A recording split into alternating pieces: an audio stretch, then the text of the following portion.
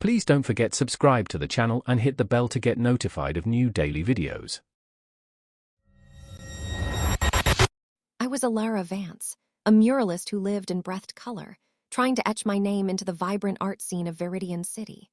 My big break felt like a dream come true when Julian Royce, the formidable owner of Royce Galleries and a major influencer in local commissions, sought me out.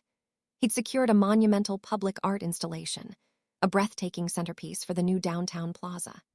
My intricate, hand-painted aesthetic was precisely what they needed for the colossal central mural. We struck a verbal agreement, a substantial percentage of the overall project's art budget, a figure that truly acknowledged the unique skill and thousands of hours I would dedicate. This wasn't just another job. It was my chance to finally stabilize my studio, invest in new equipment, hire a junior assistant, and fund my next independent passion project. I poured everything into it, sourcing custom pigments, designing elaborate scaffolding, and conceptualizing a narrative that would resonate with the city.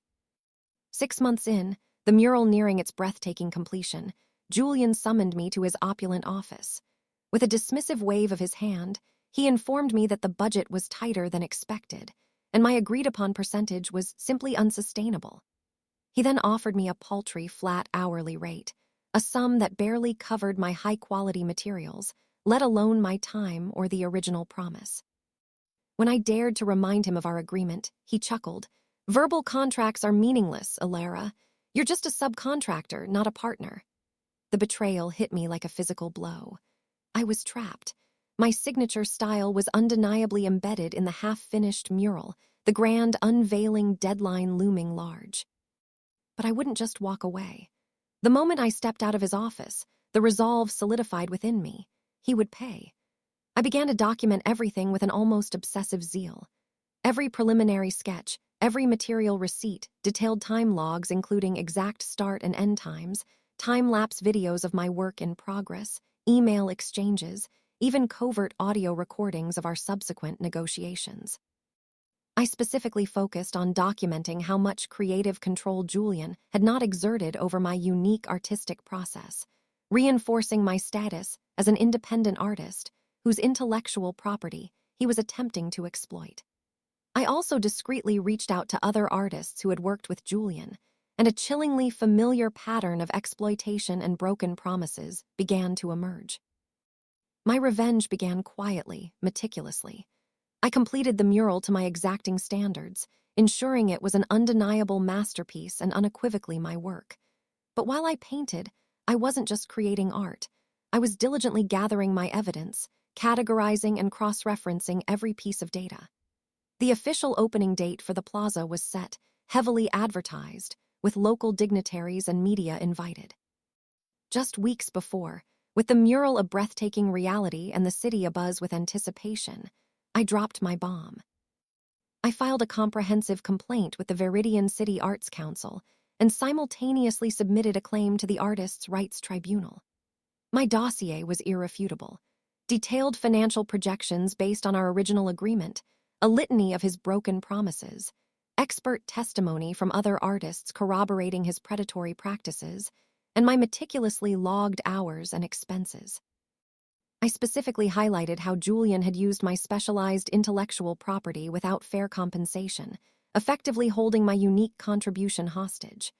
The Arts Council, a public body highly sensitive to its image and the fair treatment of artists, was forced to act. Julian, caught completely off guard, tried to discredit me publicly, claiming I was difficult, unprofessional, and greedy.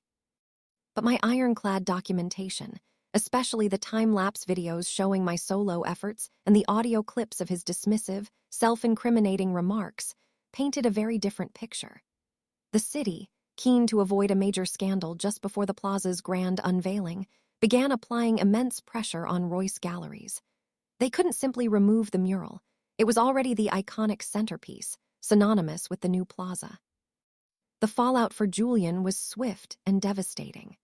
The Viridian City Arts Council launched a full-scale investigation, which quickly uncovered a pattern of unethical business practices and blatant artistic exploitation involving multiple artists. The Artists' Rights Tribunal ruled overwhelmingly in my favor, awarding me not only my full original percentage of the project's budget, but also significant penalties and interest for the emotional distress and professional damage he had inflicted. The public humiliation was immense. News of the Royce Galleries art heist spread through the local art community like wildfire, broadcast by local media.